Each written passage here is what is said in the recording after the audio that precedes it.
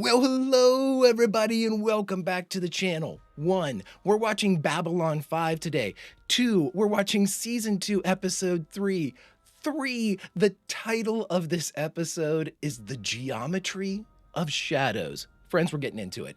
If you could do me a quick favor, hit that like button, smash that subscribe, ring that bell for notifications. It greatly helps out a small channel and it allows me to alert you next time it's time to board Babylon 5. And of course, if there's anything that we do that you would like earlier in its full-length format, the link to our Patreon is in the description. And if you're not a fan of Patreon, stick with us here on YouTube memberships. You'll get all of our episodes about a day early, plus any bonus episodes we come up with. But my dear friends, all that is then, and this is now. And now it's time for The Geometry of Shadows, the 3rd episode of Babylon 5's 2nd season. Prepare to engage maximum warp reaction. And away we go!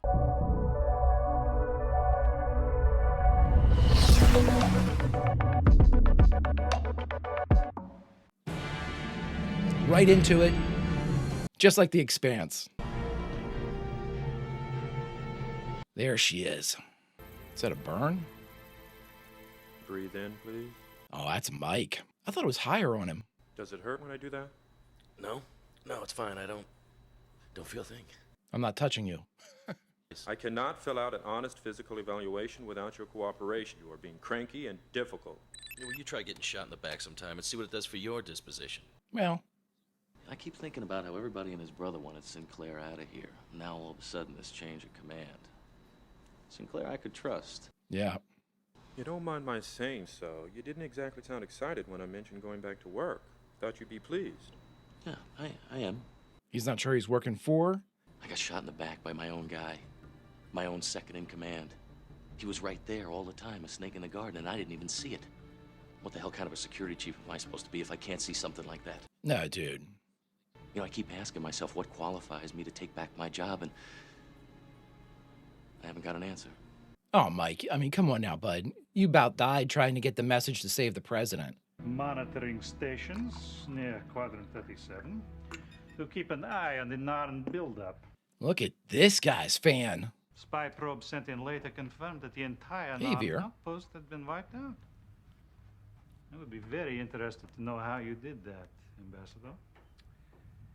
Yes. You would. Very well. Keep your secrets for now. I need that painting. Even the Narns don't suspect it was us. Or, more precisely, you. You're still alive, so they're not happy with current. The Emperor. Yeah, they're not happy with. He's old, sick, and frightened. He's a pitiful figure. His health is failing rapidly. Can we count on your support, Ambassador? What you are asking could be considered treason. Or the first step in restoring our people to their rightful place in the galaxy, depending on who writes the history books. I think it will be us. Think is interesting. I think that we have a great deal of work ahead of us. That's a good non-answer. And I mean, I'm not being sarcastic because true motivations of that guy, you know, Londo didn't commit to anything. And it was, you know, he could easily say, I needed to keep myself safe and my loyalties with the Emperor. And Londo keeps having successes and his name's going to start getting floated around there as a potential Emperor replacement, which I think might be their grand design. Okay, so this is a staged bar fight. The Babylon Project was our last best hope for peace. I'm watching it now. The year is 2259. The name of the place is Babylon 5. 2259, the year of the Great War. Shit. I'm chills. Anir. Oh, Warren gets his own thing. And you guys said that Natoth has been recast. I didn't even notice, to be honest with you. Geometry of Shadows. I will try very hard to convince them that you are it. Lou Welsh gets a title. It's a credit. Welch. I always call him Welsh. Great maker. What? A technomage. Looks like a human. Techno mage. To see more than one at a time is considered a very bad omen. A techno mage. What? I recognize that guy too. 3. This is definitely not good. Oh, all 3 of them are techno mages. It's been building for the last couple of weeks. It's a cultural thing. Different color sashes. But it's not a fight to the death.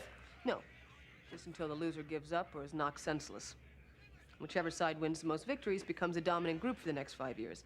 It's like an election. Of diplomacy. If you could handle the low-priority conflicts, it would help me to focus on the other problems. Besides, added responsibility comes with any promotion. I told him to leave the pulp in. That's the best part. Don't you think? No. Commander? I pushed through the paperwork the day after I got here. Ivanova. Holy shit. That's awesome. That's a cool move by Sheridan. You're ready, Susan. What the? This is like a cabal of techno mages. Do you believe in fate? Well, actually, I believe there are currents in the universe. Now, the other current... Fear! Yes or no? Yes! There we go. I did like your description, though. Before our first emperor took the throne of the Centauri Republic, he consulted 3 technomages who gave him their blessing. What? Londo!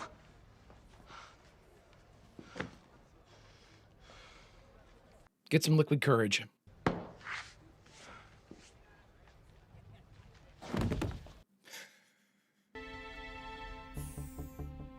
Mike, you're sitting in the dark cleaning your gun.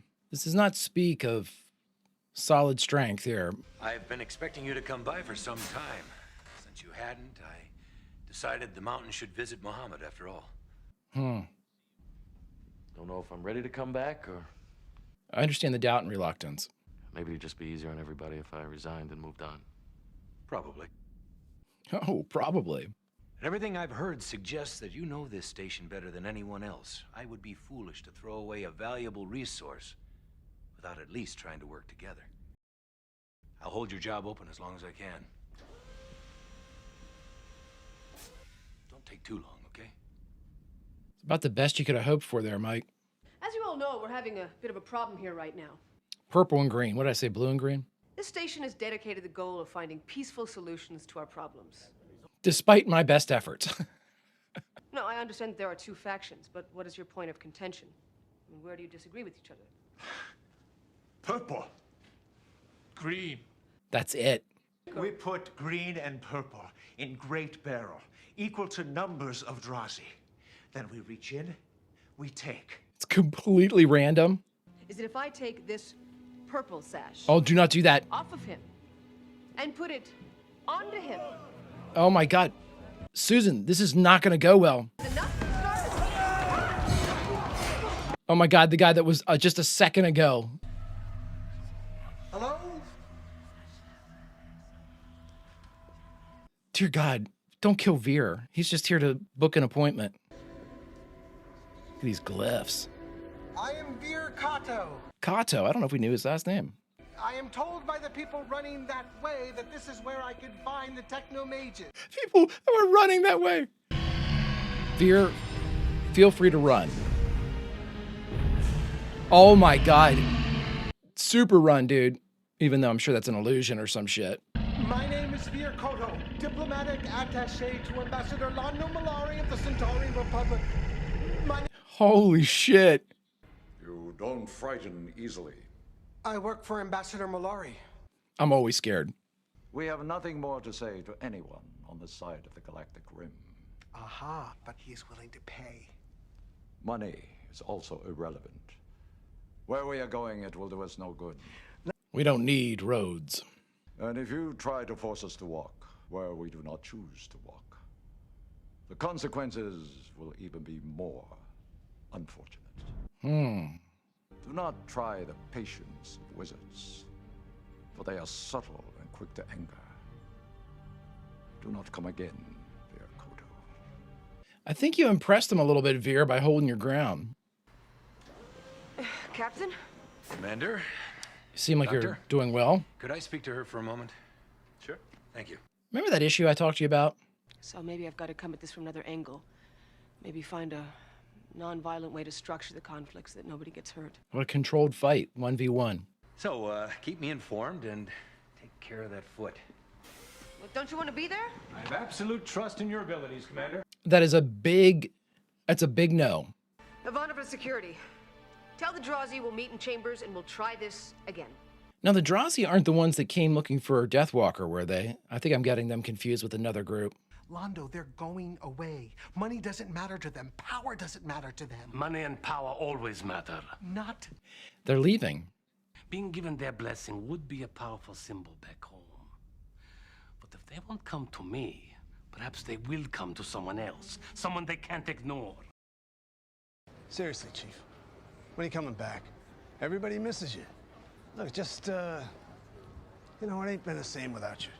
I like Lou. I hope he doesn't turn out to be disloyal, but he seems to be the opposite. On my world, we have had considerable experience with them. How so? Well, your inexperience in such matters, no offense. Oh, none taken. It has occurred to me that I could be of some small assistance in averting trouble. Mm-hmm. What would you get out of it? Just an audience with him. A clear conscience and a peaceful sleep. And? 9 o'clock? I'll be there.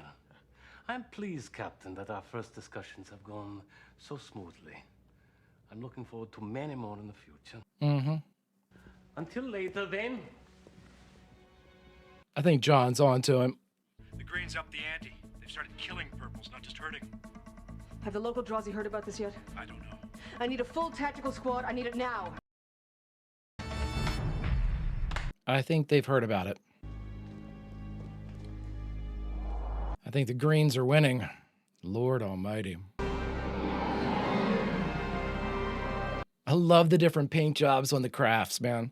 But you have to understand that when something like this comes to my attention, I have to look into it. And there are an awful lot of you here, over 100 according to security. 100? Is this the one who brought us to your attention?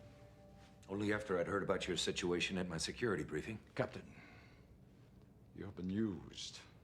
This creature. Creature? An audience with me ever since I arrived. Is this true? Absolutely not. My name is Vir Koto. There's no reason to lie there. I accept.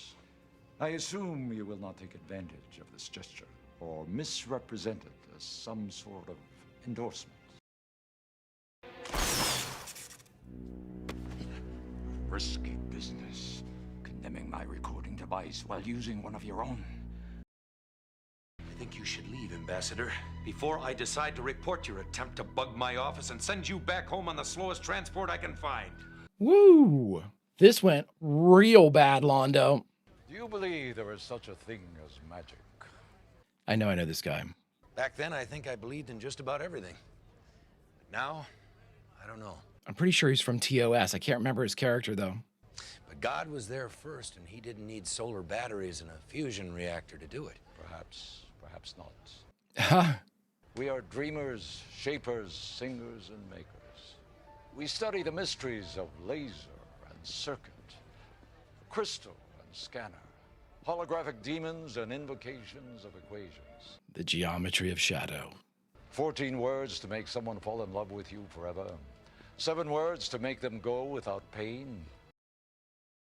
That is why we are going away, to preserve that knowledge. From what? There is a storm coming, a black and terrible storm. We would not have our knowledge lost or used to ill purpose.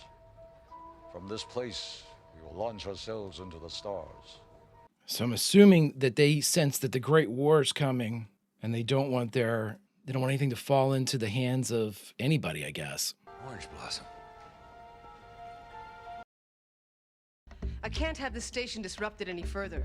This has to stop, and it has to stop now. Look, I just hobbled all the way over.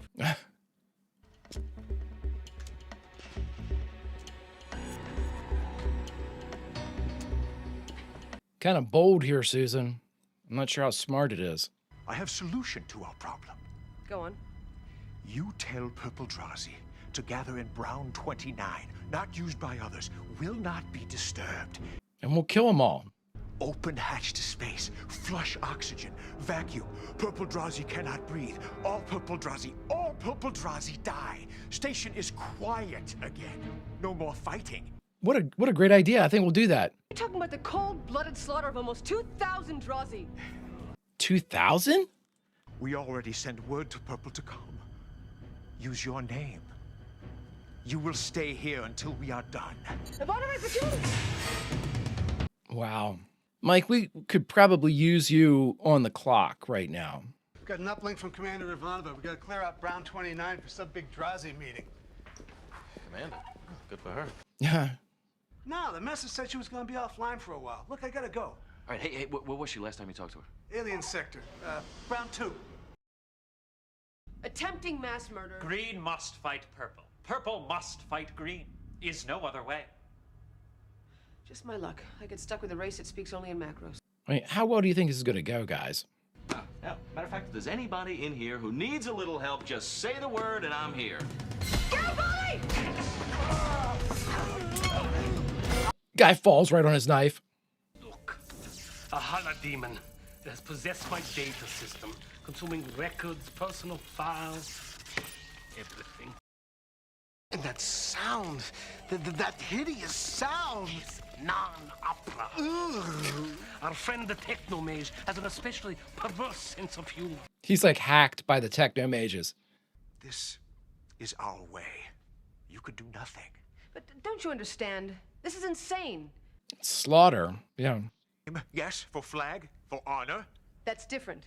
Is it? Yes. Our flags at least mean something. It's not as arbitrary as yanking a color out of a box over a stupid piece of cloth. Look, there's nothing special about it. It's not patriotic. It's got nothing but this stupid little star in the middle of it. Now you're in charge. Who takes green is green, follows green leader. Who takes cloth for green leader is green leader. Greens follow green leader. Oh, then everybody back to your house. Back to your apartments. But I'm human. Rules of combat older than contact with other races. Did not mention aliens. Rules change. A loophole. Caught up in committee. Not come through yet. Not come through yet. What do you know? All right. Greens follow green leader? We have no choice. Those of you not spending the next 2 months in the brig for assaulting an Earth Alliance officer are going to look absolutely gorgeous in purple. It's an interesting workaround if you're going to make them all the same thing. Hello. Stop cursing me. I apologize. Well, judging by the music cue, it seems to have worked. I'm pleased to see that you are a sympathetic and understanding group. I will go now. Or they're gone. Goodbye.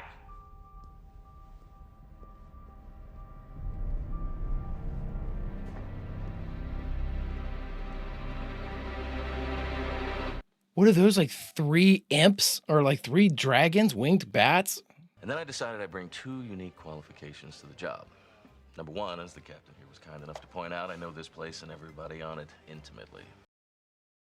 In the 2 years you've been here, you've never been more than 2 inches away from your link. Knowing that little piece of information helps save your butt. Okay, Garibaldi, what's reason number 2? I don't trust anybody. So in other words, you're perfect for the job because you're Paranoid. paranoid and compulsive. Or compulsively paranoid. Who told you to say that? Who told you to say that? Oh, and Mr. Garibaldi. Michael. Michael. I'm glad you agreed to stay on.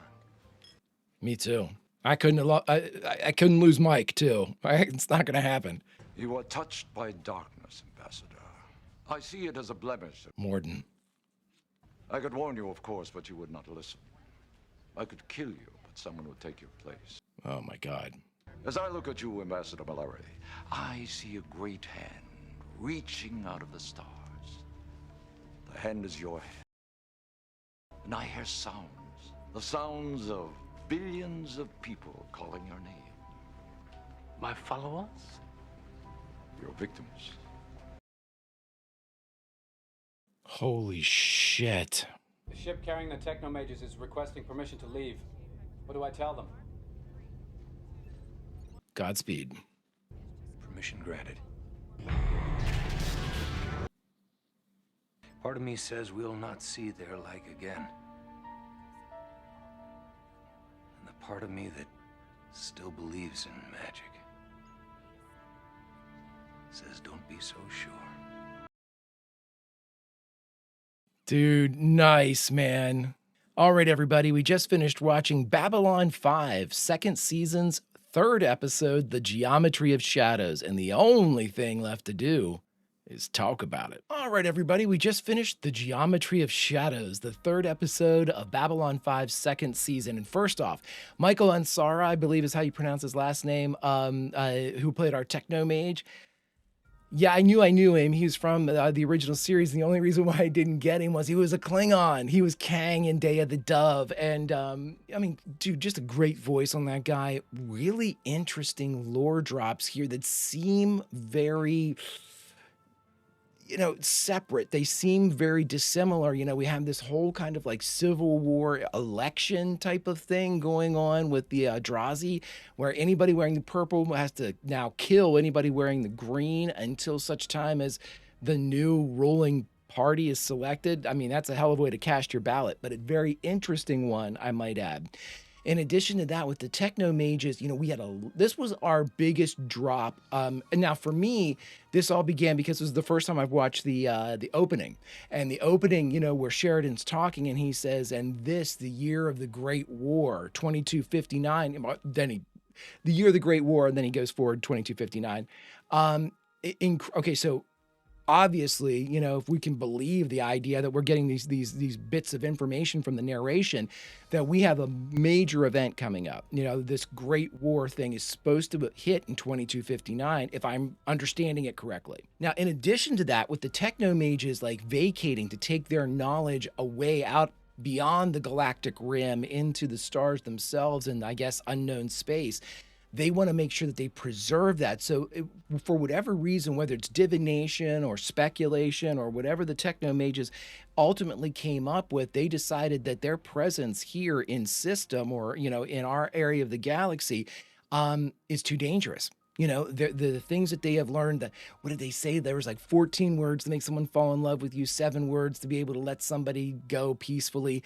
All of those really cool things that they popped up with, all that knowledge, all those things that they have gleaned over these years, they don't want them to be lost, which means there is the possibility of some, almost like a purge that's going on, almost like some type of, like the possibility for an eradication of all the techno mages is on the table. They had, would they say 100 of them there?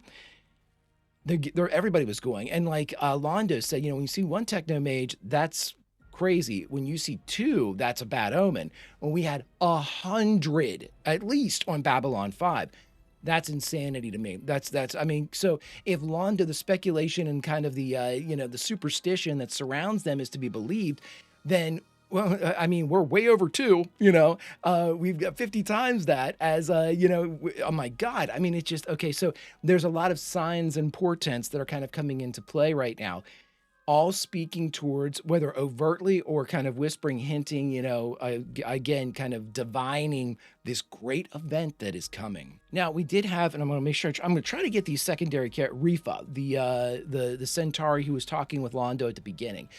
Very kind of conspiratorial, the Emperor's weak, the Emperor's the big problem here, the Emperor's not making decisions, it's costing us, blah, blah, blah. Health is failing, too old, those types of things. You have a weak leader by their definition that is putting the entirety of the Centauri Empire at risk. And they feel that, again, this has to be Morden's play here. If they continue, because he said people will start speaking your name or thinking of you or recognize what Morden said about the Centauri.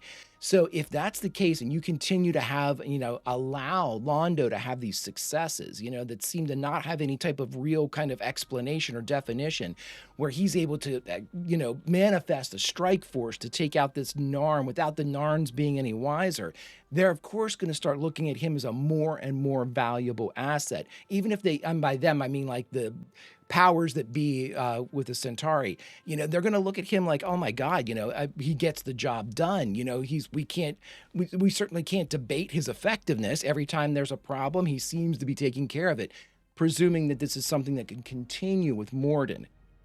And of course, Londo is accumulating debt with Morden when he does so. I'm very interested now because, you know, Morden, especially with like the return of the eye and things of that nature, you know, it's almost like they're setting up Londo to make a play for the Emperor, for the seat of power, you know, to get the crown and scepter, to be able to take over the Centauri Empire, obviously as a puppet for Morden and the Shadows, you know, whatever we're calling them, that, you know, seem to be at his bidding. You know, this force that's massing at the edge of, I guess, known space, when they were talking about, you know, planets that were formerly like completely devastated are now repopulated. 1,000 years since we've seen any of this. I think that's what the time frame that they gave us. And so now with this advent of coming forward and this kind of like reemergence of this mystery player, these shadows, it seems that their reach is definitely, I mean, it's not something that they're setting up to be like a military power. This is almost like a CIA type of thing here, where you're doing like government, like replacement, world building, you know,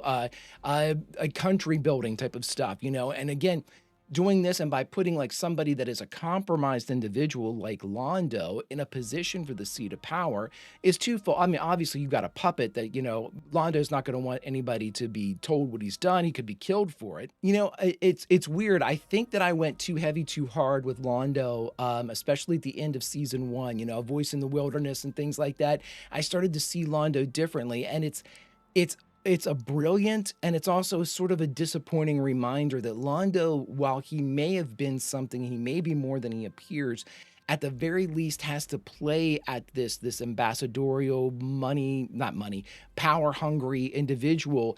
But I don't think it's play acting either. I think that there is an absolute element of truth into all of that.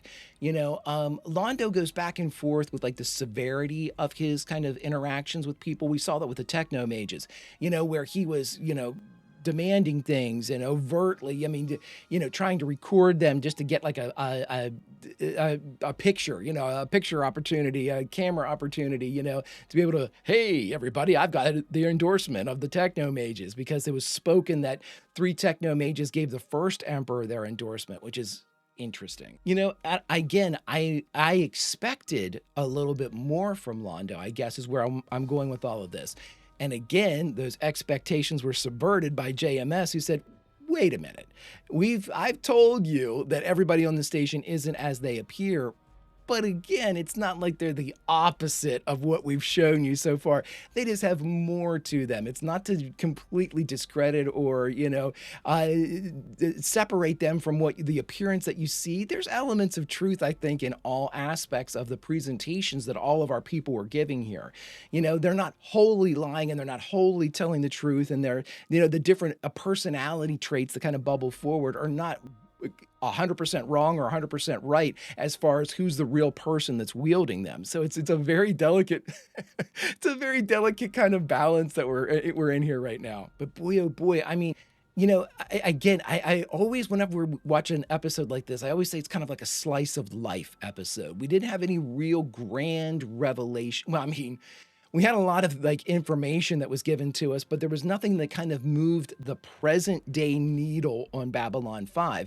And so I look at this as kind of like an information, like we're going out and picking flowers, you know, and we go, or orange blossoms. We're going out and we're looking around and we're saying, oh, look what I came back with. I have all these little beautiful flowers. We'll just put them in a vase and let them sit there and be pretty until I guess they're needed.